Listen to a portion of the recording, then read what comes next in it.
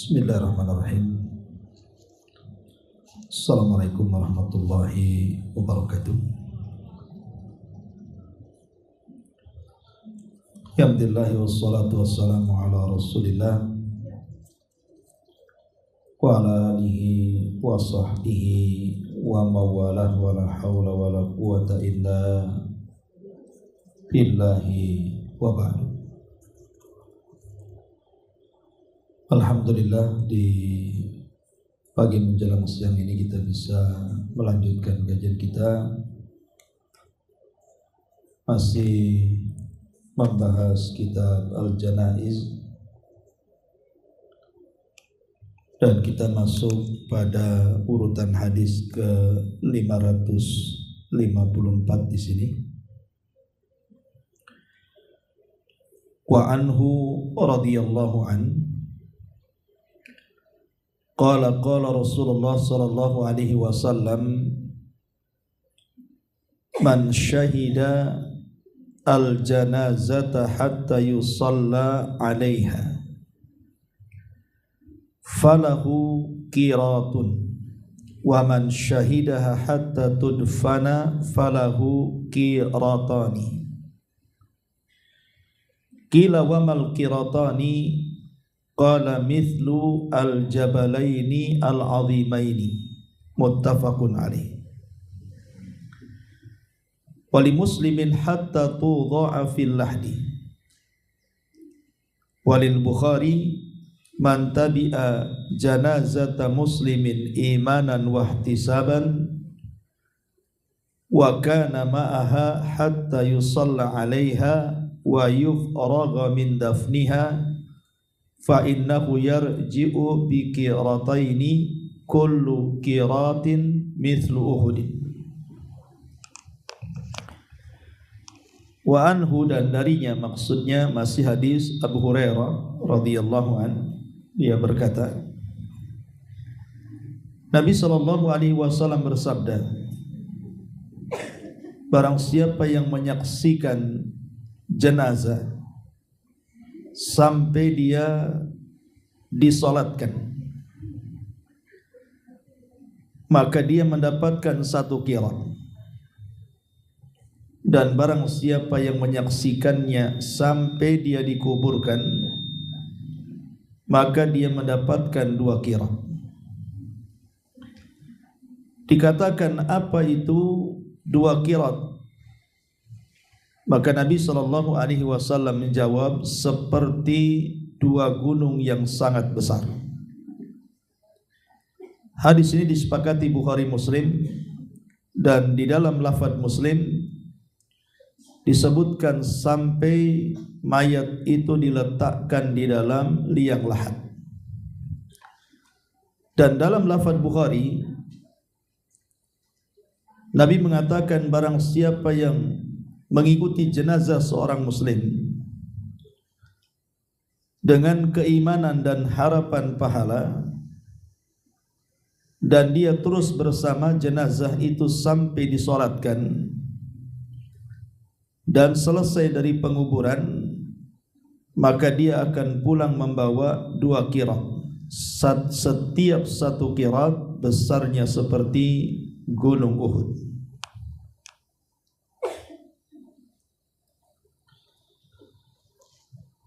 Baik, ma'asyiral muslimat yang dimuliakan Allah Subhanahu wa taala, hadis ini menjelaskan tentang fadilah, keutamaan orang yang menyolatkan jenazah sekaligus menguburkan jenazah. Karena menyolatkan jenazah dan menguburkan jenazah seorang muslim adalah hak seorang muslim bagi muslim yang lainnya. Sebagaimana Nabi SAW mengatakan, hakul muslim alal muslim sittun.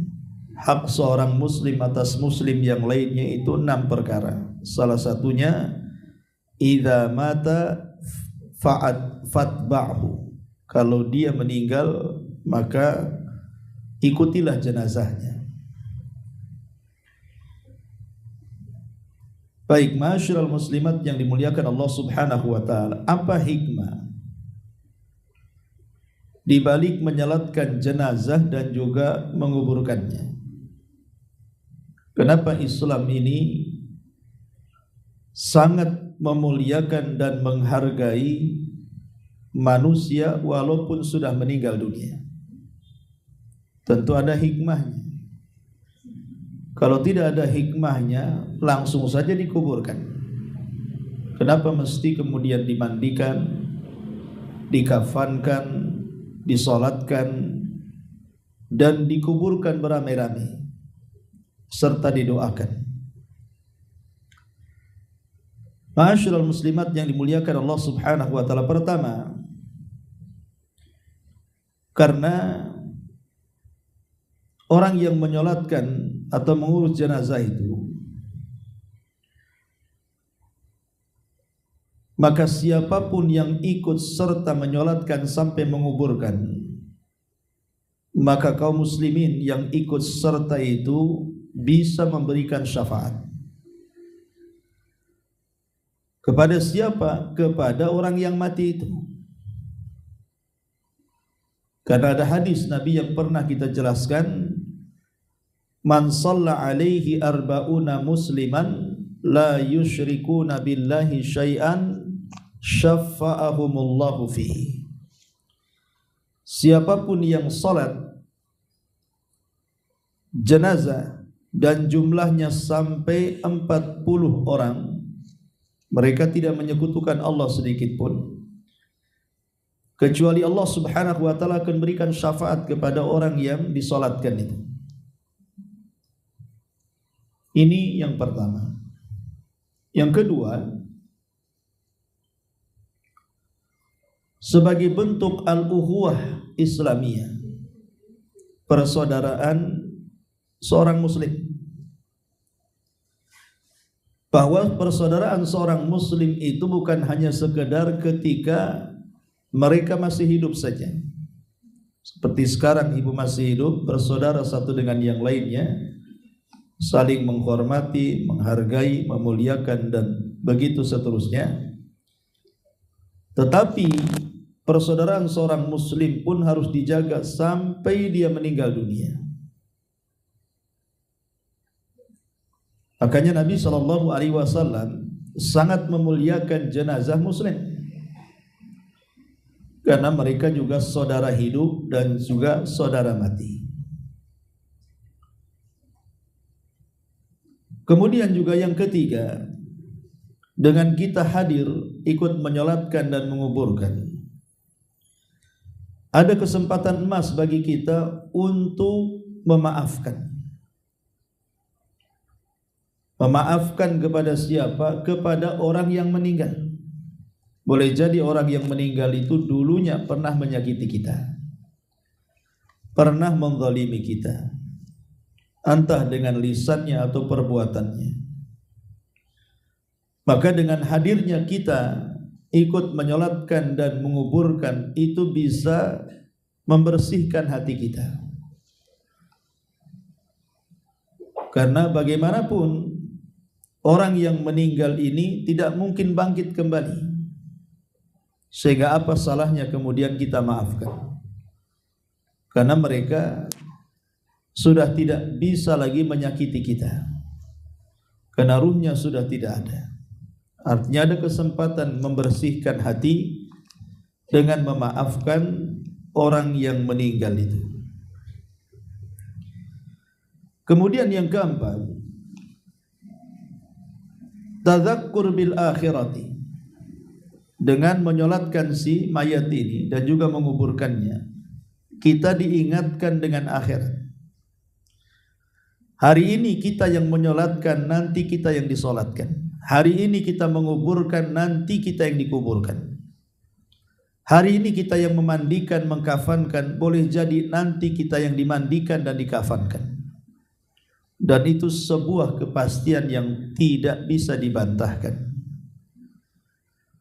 Maka dengan melihat jenazah, dari memandikan, dikafankan, disolatkan sampai dikuburkan, berarti kita diingatkan dengan hari akhir.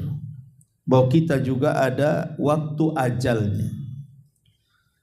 Sehingga sedikit banyak kita mengambil pelajaran dari kematiannya, bahwa kita juga akan menyusul dia. Dari situlah tumbuh perasaan persiapan untuk menjelang ajal, persiapan untuk setelah kematian, sehingga kita semakin baik lagi, semakin bertakwa lagi, semakin banyak ibadah lagi. Jangan sampai kematian kita seperti mungkin saudara kita yang mati dan tidak sempat bertobat.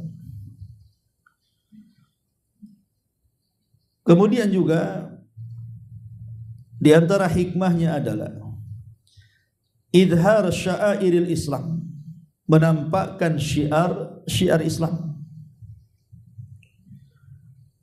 menampakkan syiar Islam. Artinya dengan kita berkumpul di orang yang kemalangan, orang yang meninggal, dan ramainya kaum muslimin yang datang, itu sebagai syiar bahwa Islam ini agama yang penuh dengan solidaritas, penuh dengan persatuan, penuh dengan persaudaraan. Bisa kita tampakkan di hadapan musuh-musuh Islam bahwa Islam ini tetap kuat walaupun ada yang meninggal di antara mereka. Jadi bentuk menampakkan syiar Islam. Kemudian juga di antara faedahnya adalah at-taslim li amrillahi azza wa jalla, di mana dengan melihat adanya orang yang meninggal ikut menyolatkan dan menguburkan itu, maka kita semakin menurut dengan putusan Allah. Kita semakin pasrah dengan perkara atau putusan dari Allah Subhanahu wa taala.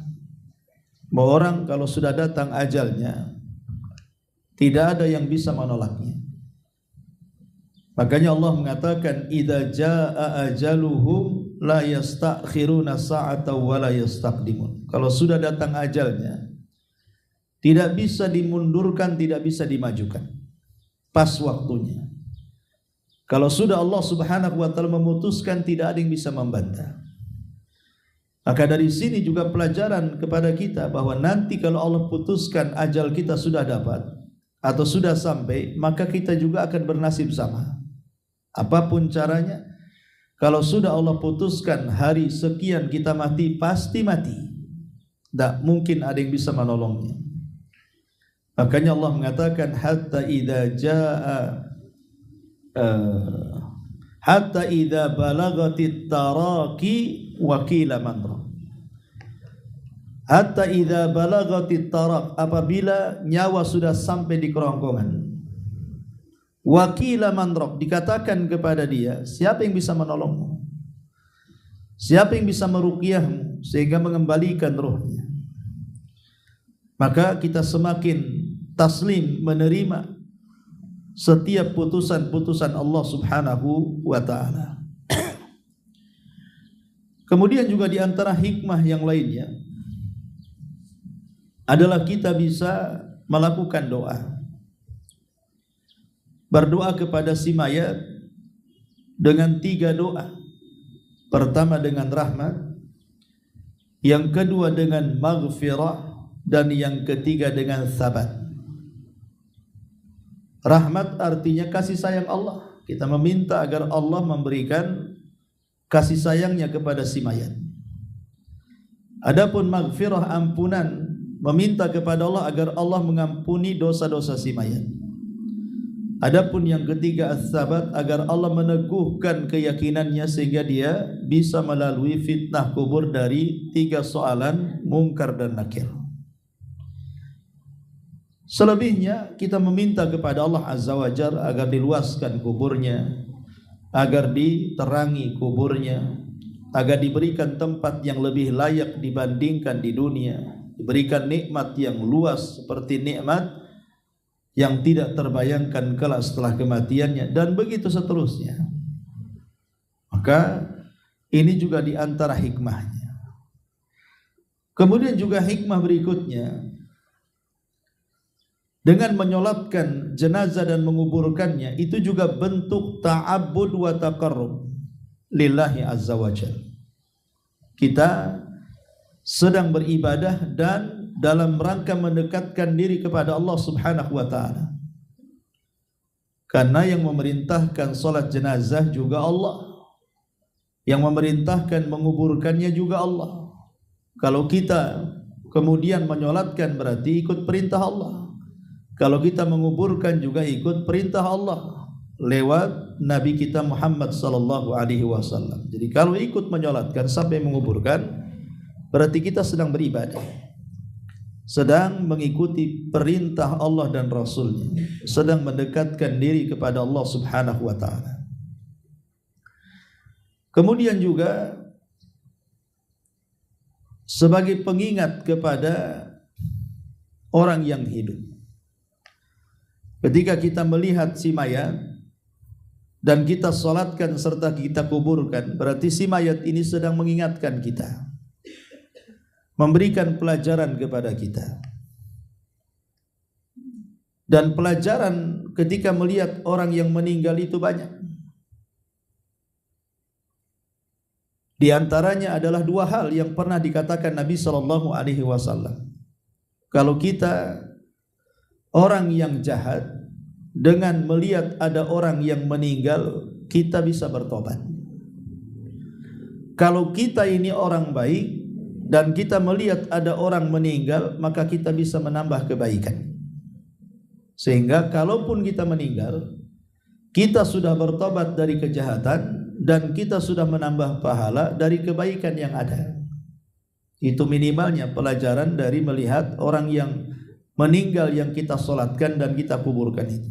Saya ulangi, dengan kita melihat jenazah yang kita mandikan, yang kita kafankan, kita salatkan dan ikut dikuburkan, maka ada dua perkara. Kalau kita ini memang orang yang ahli maksiat, yang suka melakukan kemungkaran, jangan sampai kemudian kita meninggal sebelum kita bertobat kepada Allah Azza wa Jalla. Apalagi hari ini banyak orang yang mati mendadak dengan banyaknya musibah. Tetapi kalau kita orang baik, jangan bangga dengan kebaikan, karena dengan melihat ada orang meninggal itu, jangan sampai kita tidak menambah kebaikan kita. Makanya menyolatkan dan menguburkan itu adalah tadzkir lil ahya, sebagai pengingat bagi kita yang hidup. Sebagai pengingat bagi kita yang hidup. Termasuk juga tahqiqu fardil kifayati. Dengan melihat saudara kita yang meninggal dunia, kemudian kita ikut menyolatkan dan menguburkan juga, kita sedang mewujudkan fardu kifayah. Di mana kalau seandainya si mayat ini tidak ada yang menyolatkan dan tidak ada yang menguburkan, maka semua manusia berdosa. Ketika kita kemudian ikut menyolatkan dan menguburkan, artinya menyelamatkan orang-orang yang tidak ikut serta. Karena fardu kifayah itu artinya kalau sudah dilakukan sebagian, maka gugur bagi yang lainnya. Jadi kita sedang menolong saudara-saudara kita supaya tidak terkena imbas dosanya orang si mayat ini. Kita ikut serta mewujudkan fardu kifayah. Ini juga di antara faedahnya. Kemudian juga di antara faedahnya adalah taudiul mayyit wa takrimul ummati. Maksudnya taudiul mayyit itu kita mengantarkan si mayat ke tempat akhir hidup dia dan memuliakan umat Islam ini. Bahwa dengan kita ini mengantar dia ke kuburan atau hanya sekedar menyolatkan, kalau bagi wanita ke kuburannya yang nanti-nanti saja sebagai bentuk ziarah, maka kita sudah mengantarkan yang terbaik, mengantarkan si mayat itu dengan pengantaran terbaik. Kita muliakan, karena bagaimanapun al jaza min jinsil amal, balasan itu disesuaikan dengan amalannya. Kalau kita perlakukan manusia dengan baik, maka nanti manusia memperlakukan kita baik. Kalau kita menyolatkan orang, nanti kalau meninggal ada orang yang menyolatkan kita. kalau kita ikut menguburkan, nanti ada orang yang ikut menguburkan kita. Karena jangan sampai kemudian kita tidak menghargai orang, sehingga ketika kita meninggal malas orang menyolatkan, hanya mungkin keluarganya saja. Malas orang menguburkan, hanya orang segelintir orang saja. Maka itu penting sebagai bentuk menanam budi, supaya nanti balasannya Allah Subhanahu wa taala sendiri yang tentukan. Ini juga di antara faedah daripada menyolatkan dan menguburkan. Dan yang paling penting adalah al-isti'dad lil akhirah, persiapan untuk akhirat. Makanya salam kita ketika masuk ke dalam kuburan, maka Nabi mengajarkan salam, assalamu alaikum ya ahlal kubur wa inna bikumul lahikun. Keselamatan bagi kalian wahai penghuni kubur, kami juga lo akan menyusul kalian. Kalimat kami akan menyusul kalian, memang kita akan menyusul satu hari. Tidak mungkin kita tidak akan menyusul orang yang sudah meninggal, karena kita sendiri antrian mati sebenarnya. Mungkin hari ini fulan, besok fulan, lusa fulan, mungkin setelah lusa kita. Namanya kita antrian mati. Artinya kita pasti akan menyusul orang yang mati. Nabi Allah Subhanahu wa taala mengatakan kepada Nabi saja, innaka mayyitun wa innahum mayyitun. Engkau akan mati, mereka juga akan mati, kata Allah. Jadi tidak ada yang kekal, manusia tidak ada yang kekal. Sampai Adam alaihi salatu wassalam saja harus turun dari sorga ke bumi. Sebab kalau Adam tidak pernah ke bumi, dia tidak akan pernah mati. Karena sorga itu kekal abadi. Biar Adam mati, makanya diturunkan dari sorga ke bumi, baru dia akan merasakan mati. Karena Allah mengatakan kullu nafsin dha'iqatul maut, setiap jiwa pasti mati, dan Adam juga bagian daripada jiwa. Makanya ini juga sebagai istiadat, persiapan kita untuk menghadapi akhirat kita. Kemudian juga yang selanjutnya, di antara faedah menyolatkan dan juga menguburkan, supaya kita lebih tawadhu, tidak sombong, tidak ujub. Karena sesombong-sombongnya orang sombong saja bisa mati. Di mana Firaun? Sudah mati. Namrud di mana? Mati juga. Qarun mati juga. Raja-raja yang terkenal sombong seantero dunia saja mati. Apalagi kalau kita menyolatkan jenazah, jenazah ini yang semasa hidupnya mungkin dia sombong dengan kekayaannya, sombong dengan pangkat jabatannya. Maka dengan melihat orang-orang sombong yang mati itu, menjadi pelajaran bagi kita, orang sombong saja mati.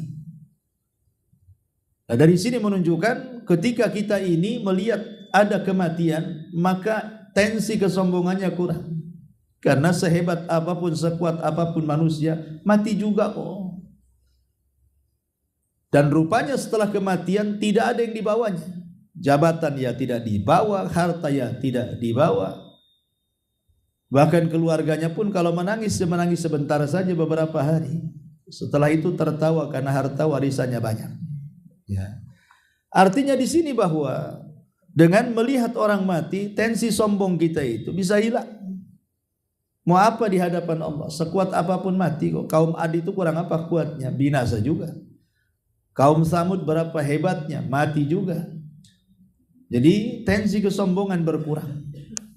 Supaya kita tidak menjadi orang sombong, semakin tawadhu, merendahkan diri di hadapan Allah Subhanahu wa ta'ala. Kemudian juga di antara faedah daripada menyolatkan dan menguburkan, tahfifu atharil musibati alal ahli. Maka keluarga yang ditinggalkan, dengan melihatnya kita rame-rame ikut takziah, rame-rame ikut mengurus jenazahnya, rame-rame ikut menyolatkannya, menguburkannya, itu bisa meringankan orang yang terkena musibah, bahkan bisa senang. Tapi kalau orang sedikit yang datang kan, kadang-kadang dia sendiri sudah sedih, yang datang pula tak banyak, makin sedih. Bukan sedih karena kematiannya, lebih sedih daripada orang yang tak datang. Samalah dengan orang sakit. Orang sakit ini sudah sedih dengan sakitnya. tapi akan lebih parah sakitnya ketika tidak ada yang berkunjung kepadanya. Tidak ada yang ngopeni bahasanya, tidak ada yang ngurus dia. Itu lebih sakit lagi sebenarnya, mempercepat kematiannya. Sebenarnya bisa diselamatkan sakitnya, tapi karena tidak ada yang datang, kuadrat sakitnya, mati akhirnya. Mati karena tidak ada orang datang, makin sakit. Ya.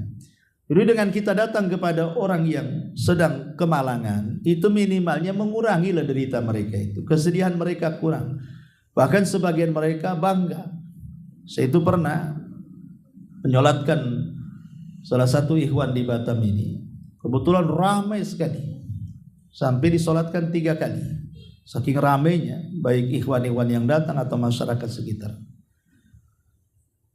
Kebetulan saya pula waktu itu yang diwasiati oleh yang meninggal itu untuk mengurus jenazahnya. Setelah dikuburkan, keluarganya sampai berterima kasih. Dan saya lihat nggak ada raut sedihnya. Bahkan dia senang. Kenapa?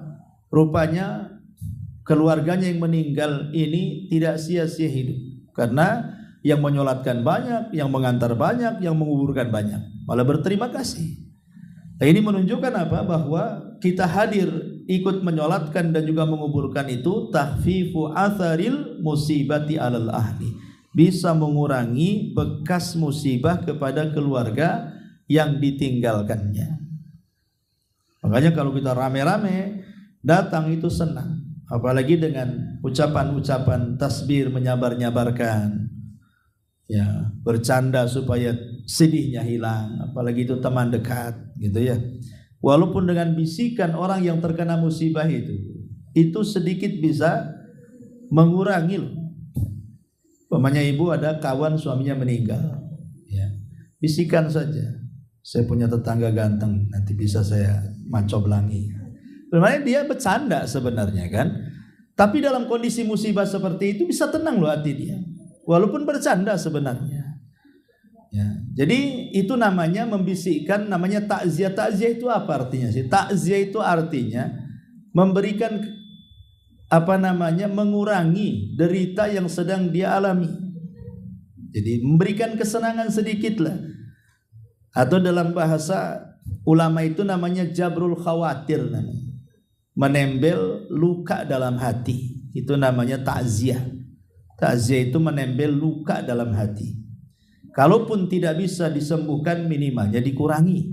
Itu namanya takziah. Makanya orang kampung dulu kalau takziah itu kan mereka bawa beras, kadang-kadangnya ada nenteng-nenteng pisang, nanas, pokoknya buah mangga, datang bawa makanan. Kalau kita nggak bawa apa-apa, datang untuk makan. Orang sudah kena musibah, kuadrat pula musibahnya. Ini diantara faedah daripada datang kepada orang yang mati. Kemudian juga dengan kita menyolatkan dan juga menguburkan, maka kita kemudian diajarkan untuk zuhud di dunia ini. Untuk zuhud. Zuhud itu apa artinya? Zuhud itu artinya meletakkan kekayaan di tangan dan tidak meletakkan kekayaan di hati. Sehingga kalau datang nikmat sebatas sampai di tangan, tidak sampai di hati. Kalaupun hilang nikmat, ya sebatas pindah tangan, tapi tidak pindah dari hati. Itu namanya zuhud. Karena terkadang jenazah yang kita solatkan, yang ibu urus, kadang-kadang ya mulai dari pemandian sampai pengkafanan itu, mereka bukan orang miskin terkadang, kadang mereka orang kaya, ya, mobilnya bagus, rumahnya megah, kadang di perumahan elit gitu ya. Jadi tidak semua jenazah yang meninggalkan semua orang miskin, terkadang orang kaya juga banyak yang mati. Dan mungkin ibu pernah juga melihat orang-orang kaya meninggal. Lah kekayaannya kan tidak dibawa. Artinya kan dengan kekayaan tidak dibawa itu, bahwa nanti ketika dia meninggal dunia, orang yang kaya itu, dia kan akan dimintai pertanggungjawaban oleh Allah Subhanahu wa taala. Ketika dia terlampau cinta dunia, sekarang dunia ditinggalkan dia. Sehingga kemudian pertanggungjawaban di hadapan Allah Subhanahu wa taala bagi orang yang zuhud itu tidak terlampau stres, karena harta ini itu pertanyaannya dua sih masalahnya. Dari mana kau dapat, kemana kau pula belanjakan. Ya. Tapi orang zuhud itu kan orang tidak terikat dengan dunia. Maksudnya tidak terlampau rakus dengan dunia, sehingga halal haram main embat saja. Itu bukan orang yang zuhud. Orang zuhud itu kan menerima apa adanya. Ya dapat rizki yang halal, alhamdulillah. Gak dapat ya sudah. Makanya kenapa zuhud dan qanaah itu selalu bergandengan. Zuhud dan qanaah itu tidak bisa dipisahkan. Dan qanaah itu artinya menerima dengan pemberian. Adapun zuhud ketika dapat nikmat tidak dimasukkan ke dalam hati. Sebab kalau dimasukkan ke dalam hati kekayaan yang hilang sedikit saja, itu sedihnya luar biasa. Kayak kiamat kayaknya ya. Dan kalau seandainya dapat nikmat tuh senangnya luar biasa. Tapi orang yang sudah, ya sudah, alhamdulillah. Hilang ya sudah, alhamdulillah juga kan itu. Toh juga ini semua datang dari Allah, ya kalau Allah mengambil ya silakan saja. Jadi tenang hatinya. Nah, jadi ini juga pelajaran bahwa dengan melihat orang yang meninggal, apalagi dia orang kaya, rupanya mobilnya pun tidak masuk di kuburannya. Rumahnya saja tidak masuk ke kuburannya.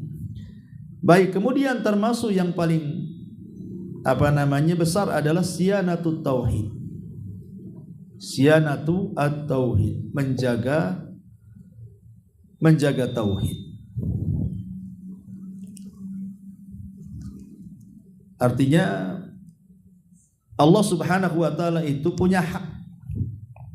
Sebagaimana Allah juga hamba juga punya hak. Hak kita dengan Allah Subhanahu wa taala ya sebagaimana perintah Allah, kita disuruh untuk menguburkan, menyolatkan dan begitu seterusnya, kemudian mendoakan dan semuanya lillah karena Allah. Adapun hak kita dengan hamba kita sudah laksanakan. Kita sudah memandikan, mengkafankan, itu semua sudah. Jadi dua-duanya kita berikan hak. Hak kepada Allah dalam bentuk tauhid dan hak kepada manusia dalam bentuk muamalah dengan baik, sampai kepada dia sudah meninggal pun tetap kita berbuat baik. Jadi kita sudah melaksanakan dua hak di sini. Hak Allah dan juga hak manusia. Ma'asyiral muslimat yang dimuliakan Allah Subhanahu wa taala, itulah di antara faedah-faedah besar yang kita ambil dari hadis ini. Dan yang terakhir tentunya sebagaimana yang disebutkan dalam hadis ini, bahwa orang yang menyolatkan, menguburkan itu dapat pahala yang sangat-sangat besar sekali. Apa pahalanya? Qirat. Qirat itu sebesar gunung Uhud. Kalau hanya menyolatkan saja, ibu kan hanya menyolatkan saja, karena Ummu Salamah mengatakan kami dilarang Rasul untuk mengikuti jenazah, maksudnya menguburkannya. Jadi menguburkan itu hak laki-laki. Kalau wanita, walaupun jenazahnya umpamanya wanita, ya wanitanya sekedar memandikan, mengkafankan dan menyolatkan. Adapun menguburkan itu haknya laki-laki. Adapun kalau mau ziarah kubur ya nanti kalau sudah tenang. Ya keluarga yang ditinggal mati itu nunggu tenang dulu hatinya, supaya tidak melakukan kemungkaran seperti niyahah di kuburan. Nabi SAW di sini disebutkan dalam hadis Abu Hurairah radhiyallahu anhu, barang siapa yang menyaksikan jenazah sampai disolatkan, maka dia mendapatkan 1 qirat. Barang siapa yang menyaksikan jenazah sampai dikuburkan, maka dia dapat 2 qirat. Rasul ditanya, apa itu 2 qirat? Maka Rasul mengatakan seperti 2 bukit yang sangat besar. Dalam riwayat yang lainnya, riwayat Muslim, dapat 2 qirat itu sampai betul-betul si jenazah diletakkan di liang lahat. Kalau sudah diletakkan di liang lahat, berarti yang mengikuti dapat 2 qirat. Tapi kalau hanya ke kuburan tidak menyolatkan, ya 1 qirat saja. Menyolatkan tanpa menguburkan maka 1 qirat saja. Tapi kalau dua-duanya dilakukan maka dapat 2 qirat. Dalam riwayat Bukhari, yang mendapatkan qirat itu baik qirat salat atau qirat menguburkan dengan 2 syarat. Pertama, imanan. Maksud imanan di sini artinya penuh dengan keimanan, artinya iman ini syaratnya harus ikhlas dan ittiba, mencontoh Nabi. Jadi saat menyolatkan itu betul-betul ikhlas. Ikhlas, ini saudara saya tidak dipaksa, tidak disuruh, bukan karena ingin dapat berkat, bukan karena ingin dapat upah. Pokoknya saya datang, ini saudara saya ikhlas. Saya sholatkan dia, saya urus jenazah dia, saya doakan dia. Kemudian juga ittiba, mencontoh Nabi. Tidak melakukan hal-hal bid'ah atau hal-hal yang menyimpang di dalam mengurus jenazah. Seperti kan ada orang-orang yang mengurus jenazah kemudian melakukan hal-hal yang tidak dicontohkan Nabi. Ibadah-ibadah tertentu yang tidak diajarkan Nabi kita lakukan pada di situ. Intinya bahwa betul-betul kita ikut sesuai sunnah Nabi, datang ya sesuai sunnah Nabi. Apa yang harus Nabi lakukan ketika memandikan, ketika mengkafankan, itulah yang kita lakukan. Tidak melakukan hal-hal yang di luar daripada sunnah Nabi Sallallahu Alaihi Wasallam. Itu namanya iman. Yang kedua ihtisab, artinya mengharap pahala. Jadi dengan kita ini datangnya menemui, berkunjung kepada orang yang kemalangan, memandikan, mengkafankan, sampai menyolatkan dan menguburkan, itu memang ingin dapat pahala. Itu saja.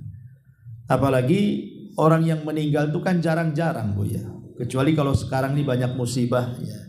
Kita pun tidak bisa apa-apa di Batam karena musibahnya kan di Aceh, di Sumatera. Ya, walaupun ini kesempatan kan gitu ya, bagi orang sana yang masih hidup pun kesempatan. Dengan banyaknya jenazah, mereka bisa melakukan fardu kifayah sebanyak-banyaknya bagi orang di sana. Jadi bagi orang yang hidup pun ada kesempatan mendulang pahala untuk mengurus jenazah saudaranya. Ya, ikut memandikan, mengkafankan, menyolatkan itu berapa jenazah setiap hari. Pahala mereka banyak bagi yang mengurus itu. Ya. Dan kita tidak bisa apa-apa di sini kan. Kalau kita nunggu orang meninggal di sini kan kadang ya setahun sekali kalau ada. Kadang-kadang 2 tahun sekali. Ya, walaupun meninggal ini kayak orang kelahiran biasanya. Kalau sudah ada yang meninggal satu, besoknya ada lagi tuh. Kalau yang meninggal satu, ada lagi besoknya. Sama dengan orang kelahiran kan, sana melahirkan, sini melahirkan. Memang begitu kayaknya. Makanya kalau tetangga meninggal hati-hati itu. Jangan pindah pula kan itu ya. Nah, tapi yang jelas bahwa di sini hadis ini menjelaskan kepada kita tentang pahala besar. Apa pahala besar itu? Qirat tadi. Baik, hadis ini banyak pelajaran juga yang kita ambil. Apa pelajaran yang kita bisa ambil? Pertama, di sini sur'atu istijabatis sahabat. Cepatnya sahabat ini untuk mengurus jenazah yang lainnya. Karena kalimat man tabi'a janazah, siapa yang mengikuti? Dan yang pertama kali mendengar hadis ini adalah para sahabat. Maka para sahabat ini betul-betul orang yang paling cepat ya mengijabah seruan Nabi sallallahu alaihi wasallam. Buktinya adalah Ibnu Umar. Abdullah ibn Umar radhiyallahu anhuma. Dia belum pernah mendengar hadis ini. Jadi kalau habis menyolatkan jenazah, Abdullah ibn Umar ini langsung pulang. Jadi dia tidak ikut menguburkan. Satu hari ada yang menegur dia. Dan yang mengatakan, wahai Ibnu Umar, aku pernah mendengar Aisyah dan Abu Hurairah mengatakan siapa yang menyolatkan dapat 1 qirat dan siapa yang menguburkan dapat 2 qirat. Ibnu Umar gak percaya sampai dia membuktikan, dikirimnya Khabbab untuk menemui Aisyah radhiyallahu anha. Apakah benar Aisyah mengatakan seperti itu dari Nabi sallallahu alaihi wasallam dan juga Abu Hurairah? Aisyah mengatakan apa yang dikatakan Abu Hurairah itu benar, karena aku juga mendengarkannya langsung dari Nabi SAW. Siapa yang menyolatkan dapat 1 qirat, siapa yang menguburkan dapat 1 qirat. Kalau digabung 2 qirat. Maka setelah itu Khabbab kemudian melapor kepada Ibnu Umar bahwa apa yang dikatakan Aisyah itu benar dan yang dikatakan Abu Hurairah juga benar. Dari situ dia menangis sambil gemetar tangannya dan mengatakan, wallahi dhayya'nal qararid, demi Allah selama ini aku sudah menyia-nyiakan pahala sebesar gunung-gunung itu, katanya. Sejak itu Ibnu Umar tidak pernah meninggalkan sholat jenazah dan tidak pernah meninggalkan menguburkannya karena tahu pahalanya besar, ya. Ini juga diantara faedah yang pertama. Faedah yang kedua, wujubus salati alal mayyit wa dafni, wajib menyolatkan si mayat dan juga menguburkannya, dan ini ijma' kesepakatan kaum muslimin. Kemudian juga faedah berikutnya, min a'malil birri as-salatu alal mayyit wa hudur dafnihi, termasuk amal kebaikan albir adalah ikut menyolatkan dan ikut menguburkan. Itu amal albir. Bir itu artinya puncak daripada amal saleh. Kemudian yang berikutnya juga al-hathu ala fi'lil khairat. Ada dorongan dari Nabi supaya kita banyak melakukan kebaikan. Menyolatkan itu banyak pahalanya, menguburkan juga banyak pahalanya. Kemudian juga yang dimaksud al-qirat dalam hadis ini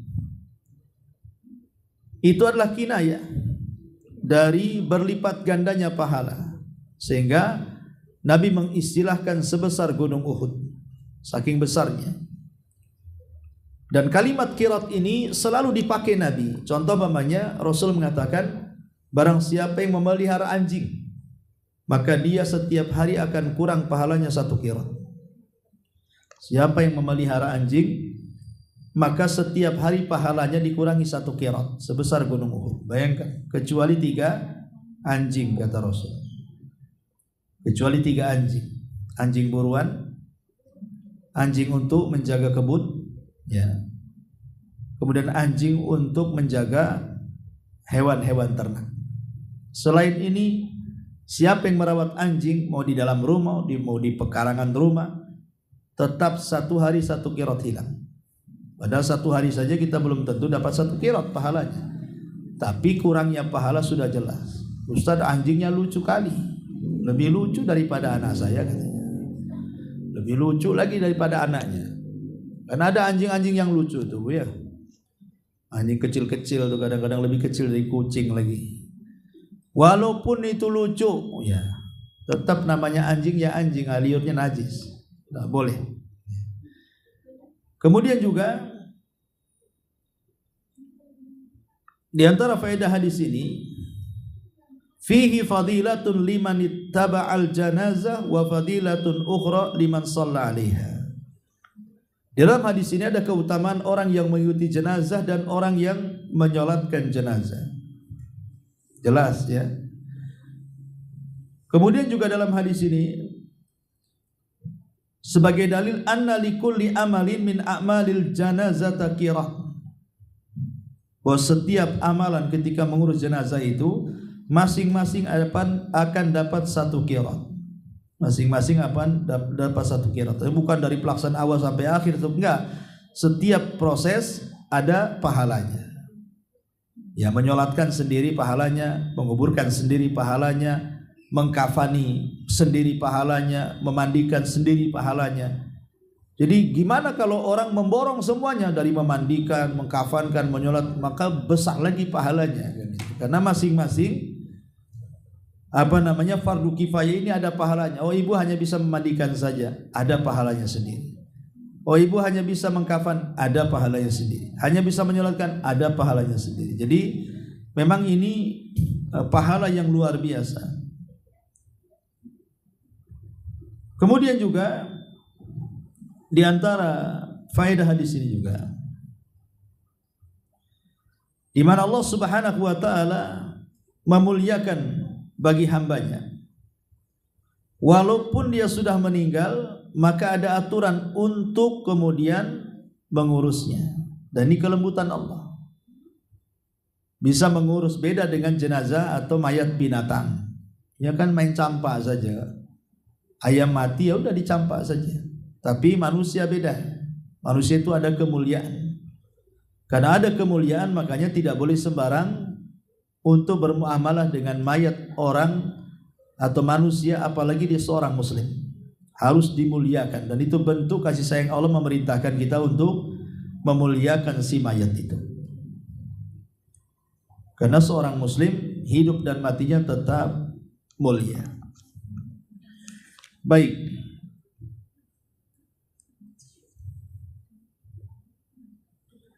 Sekarang masalah-masalah fikihnya kita akan bahas. Pertama,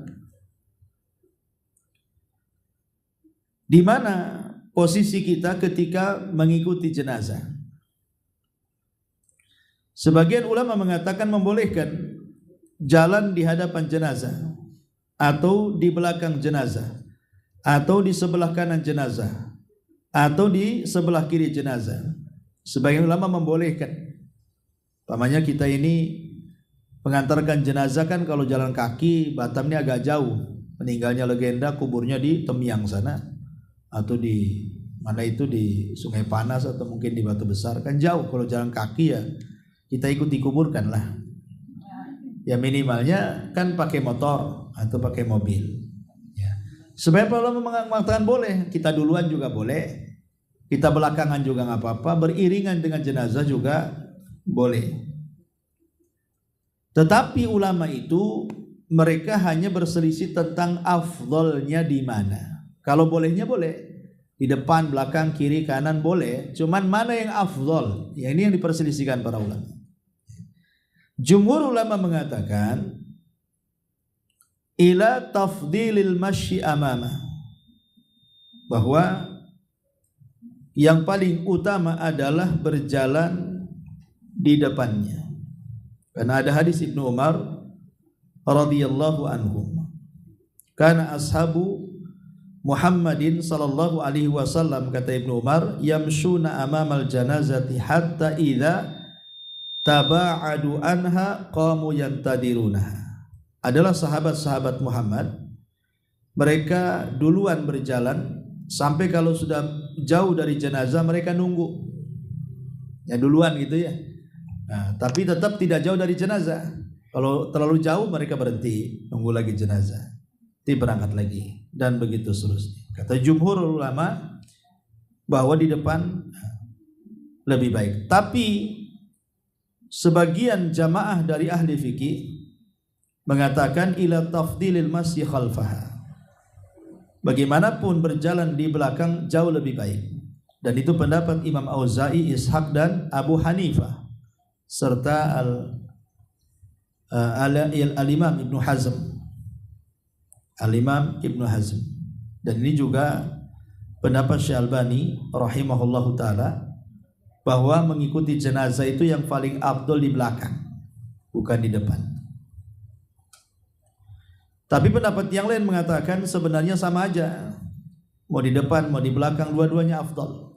Dan ini pendapat Imam Bukhari, Ats-Tsauri, dan yang lainnya. Dan inilah kata pengarang kitab ini, hadzal qaulu aqrab. Pendapat yang ketiga inilah pendapat yang utama, artinya lebih dekat, bisa di depan bisa di belakang, dua-duanya afdal. Yang penting ikut ke kuburan, bukan masa depan belakangnya, yang penting ikut menguburkan, gitu maksudnya. Ini pendapat Imam Bukhari dan Al-Imam Ats-Tsauri dan yang lainnya, termasuk dari kalangan sahabat Anas bin Malik radhiyallahu anhu. Adapun tentang bagaimana tentang mengikuti jenazah dengan kendaraan, kan asal mengikuti jenazah kan jalan kaki. Nah sekarang di Batam ini jarang yang jalan kaki, kecuali yang dekat-dekat sana ya, dekat-dekat kuburan rumahnya. Tapi kita yang jauh-jauh ini, yang harus ke Tamiang atau ke Batu Besar ataupun ke Sungai Panas kan cukup jauh gitu ya. Sebagian para ulama mengatakan makruh hukumnya mengikuti jenazah itu pakai kendaraan. Dan ini perkataan dari kalangan Syafi'iyah. Kebanyakan mazhab Syafi'i mengatakan makruh. Kenapa? Karena ada hadis Tsauban, Nabi SAW melihat banyak manusia yang menggunakan kendaraan, ada naik kuda, naik unta gitu ya ke kuburan. Maka Rasul mengatakan, ala tastahiyuna inna malaikatallah ala aqdamihim wa antum ala zuhurid dawab. Kata Rasul, kalian enggak malu ya? Malaikat saja jalan kaki. Ya. Mereka berjalan dengan kaki-kaki mereka. Loh, kalian kok bisa di atas kendaraan? Tapi ada yang mengatakan riwayat ini lemah karena ada sanadnya bernama Abu Bakar ibn Abi Maryam. Dilemahkan para ulama. Tapi ada juga mengatakan hadis ini sebenarnya bukan perkataan Nabi, tapi ini perkataan sahabat Thauban sendiri yang ngomong seperti itu. Kemudian pendapat yang kedua, boleh, tetapi berjalan kaki lebih baik.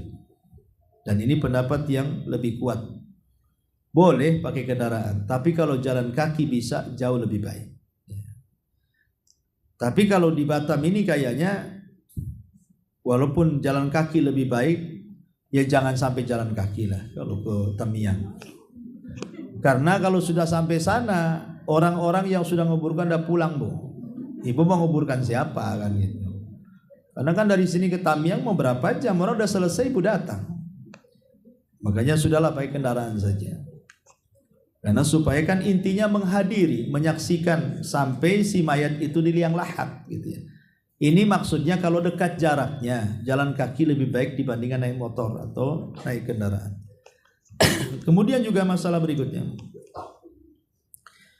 Adapun ar-rukub inda ruju' minal maqbarah, naik kendaraan sepulangnya dari menguburkan, maka ini tidak ada khilaf kata Imam Nawawi, la ba'sa birrukubi fil ruju'. Kalau pulang setelah menguburkan ya bebas. Ya, pakai kendaraan pun tidak ada ulama yang memakruhkan. Jadi yang menjadi perselisihan itu hanya mengantarkan saja.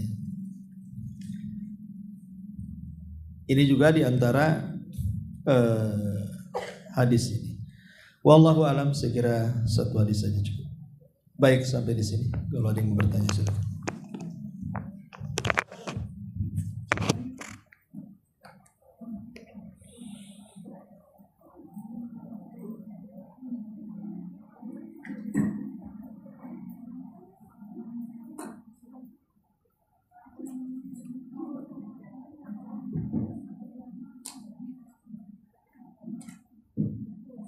Jazakallah khair Ustaz atas kabaran ilmu yang disampaikan. Mudah-mudahan kami bisa mendapat tambahan ilmu dan bisa kita amalkan nantinya untuk kehidupan kita pada hari-hari berikutnya. Abang Ustaz, ini ada pertanyaan. Tadi Ustaz ada menyinggung tentang mencawarkannya itu sampai 3 kali trik. Ternyata semasa hidup keluarganya ini bermanfaat untuk orang lain. Pertanyaannya, apakah ini sosial? Para artis pun ketika wafat juga banyak. Ya, alhamdulillah. Tentu tidak menyolatkan. Hadis Nabi SAW mengatakan bahwa man shalla 40 orang yang tidak menyekutukan Allah. Dari sini kita tahu bahwa bukan sekedar banyaknya tapi juga kualitas. Ya, mereka enggak sholat, tapi ketika ada orang mati ikut nyolatkan, kan aneh.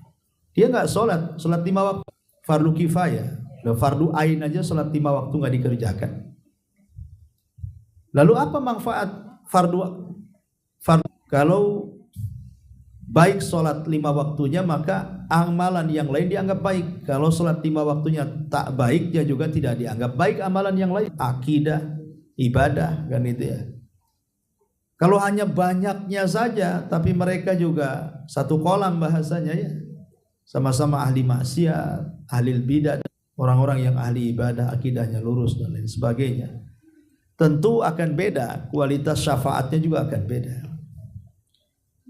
Adapun secara umum jawabannya, apakah ramainya orang yang datang menghadiri itu meninggal memang dia baik. Kalau tidak baik nggak mungkin orang datang.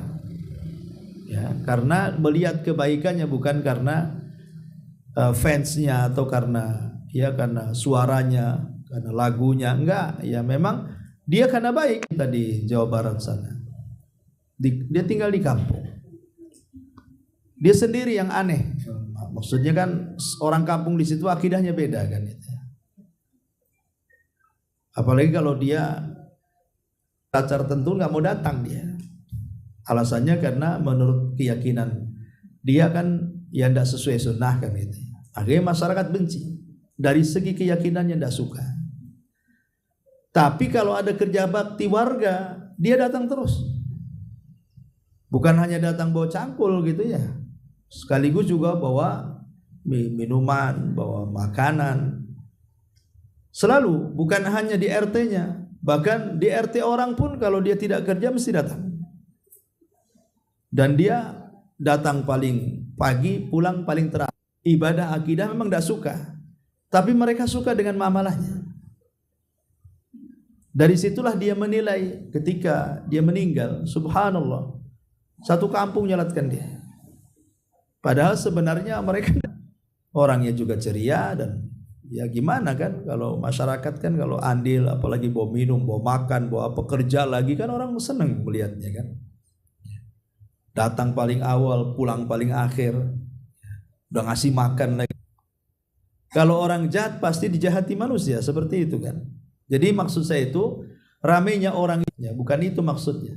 Dilihat dari kebaikannya. Kenapa? Karena Rasulullah pernah mengatakan kepada dua jenazah yang lewat. Satu jenazah manusia memujinya, Rasul mengatakan wajabat. Datang lagi jenazah yang lain, manusia memakinya, Rasul mengatakan wajabat. Jenazah yang dicela manusia, wajabat lahun nar, kata Rasul. Adapun yang pertama wajib dia masuk surga. Adapun yang kedua wajib dia masuk neraka, kata Nabi.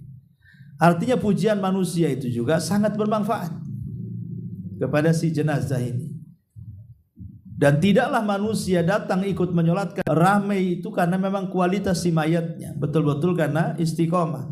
Adapun artis selebritis yang semasa hidupnya aja kita tidak tahu mereka sholat atau tidak, hanya karena popularitas akhirnya datang orang banyak, hanya fansnya. Ya faedahnya tidak seperti orang yang disolatkan dan yang menyolatkan, dua-duanya berkualitas kan akan berbeda. Maksudnya kualitas di sini kualitas ibadahnya, kualitas akidahnya. Ya.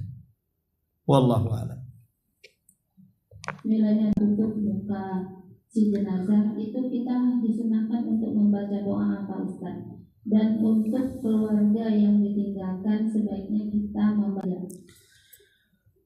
Ya, alhamdulillah ya, setiap orang yang melayat itu kan dia sedang bertakziah. Para pelayat itu mereka sedang bertakziah, dan takziah sudah saya katakan dari awal pun sama orang yang sedang mengalami musibah. Enggak begitu orang takziah itu. Ya. Orang takziah itu datang menasihati. Ya minimalnya seperti ucapan tadi mengatakan sabar ya, itu sudah bagus ngomong begitu. Jangan diam saja. Dan sebaiknya orang yang takziah itu jangan membuka luka, cerita lagi. Ibu datang gimana? Cerita lagi. Sampai kapan dia bercerita? Saya diulang-ulang ceritanya. Nggak usah. Soal dia mati gimana itu urusan dia dengan keluarga. Ibu datang, jangan minta diceritakan macam mana dia. Bagaimana cara menghibur? Ya, contohnya tadi bisikan-bisikan tadi, entah guyonan, entah apa. Yang penting dia agak senyum. Syukur-syukur bisa tertawa, itu bisa lah ya.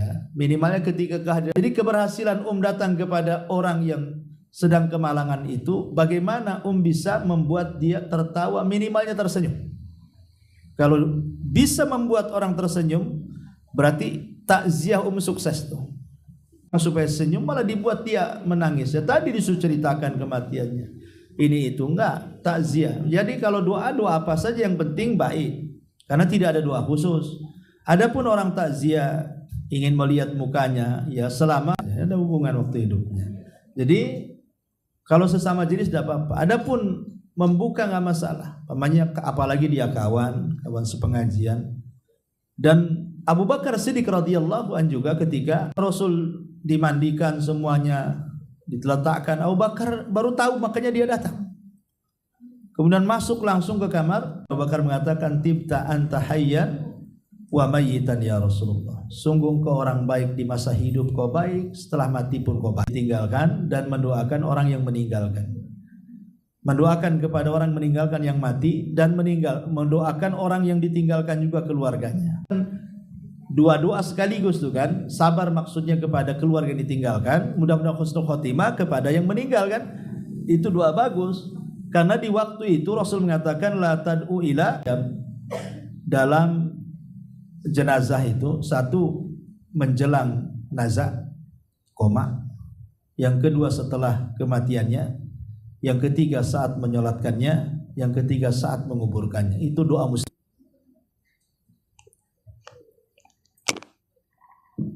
Ini ada satu lagi pertanyaan. Assalamualaikum warahmatullahi wabarakatuh. Waalaikumsalam. Ustaz, saya selalu mendengar hadis tentang orang yang mensolatkan jenazah itu mendapat satu qirat dan menguburkannya mendapatkan penjelasan hadisnya. Mohon disampaikan Ustaz. Jazakallahu khairan. Iya, bismillah gitu ya. Karena memang qirat ini hanya bicara soal menyalatkan dan juga beri hadiah dengan pakaian sutra di sorga. Karena dia sudah memakaikan kafan kepada orang lain, maka kelak dijelaskan dulu di awal-awal kitab jenazah tentang fadilah yang memandikan, fadilah mengkafankan, fadilah sampai yang menguburkan turun, maka di sorga dia akan mendapatkan istana. Karena biasanya al jaza min jinsil amal, ya, balasan itu kan sesuai dengan amalan. Wallahu a'lam. Ya, saya kira cukup. Subhanaka wa bihamdika asyhadu an la ilaha illa anta astaghfiruka